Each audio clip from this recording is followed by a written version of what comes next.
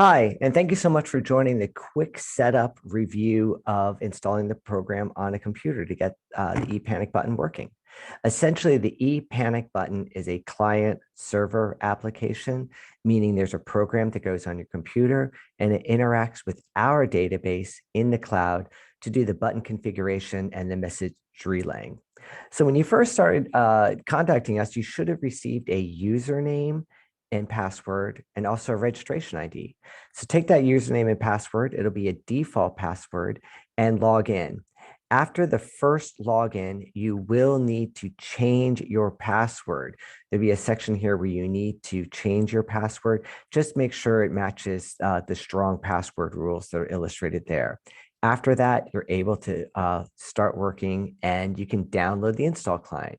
Just download the program right here. It'll show up wherever you have your download. So for instance, if it goes into your downloads folder, you can double click it right there to start the installation. You do need administrative rights to install the program, but you do not need them to run the program. That's like pretty much every other program out there. After it installs, the program will launch, and I'm going to go show you where you can get some further information. If you go up here to resources, to technical support, and then install instructions, boom, you land up here. So again, we talked about changing the password. It'll run through a number of windows. Keep hitting next. You'll have the EULA, which you'll accept. And then when you click finish, the next window that'll pop up is the registration ID. Just copy and paste it in there. To obtain it, you could always obtain it from right here when you log in, this upper right-hand corner.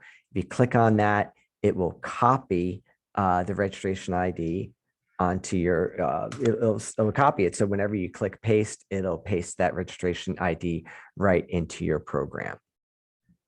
After you enter the registration ID, you'll be prompted for profile ID. Now, this profile is tied to the computer, not the user. So it does not care who is logged in. It'll always have the same login. After you log in the program, or after you enter in the profile info, then it'll pop up on the users table.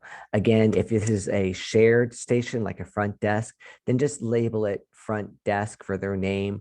The most important thing is that when people receive the information, they need to know where it's coming from, not necessarily who sent it.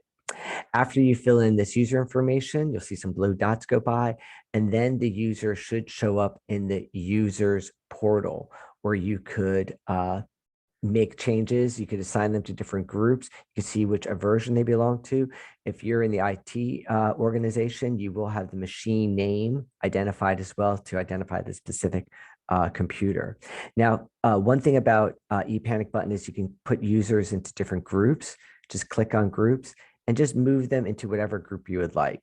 Please note that you can send messages to anyone regardless of group, but it just means what buttons that you have. So if someone's in the admin group, like the security desk, then they are only going to have the admin buttons, these top three buttons up here. Again, you could, but basically groups are set up for either different regions. So if you got different offices across the state or in different cities, or it could be for different roles. So if you want to have some people have certain buttons than not others, then you can use this feature. Again, messages can go to anyone when you set up the receivers. I'll be showing that in another video. So thank you so much, and please contact us if you have any questions at all.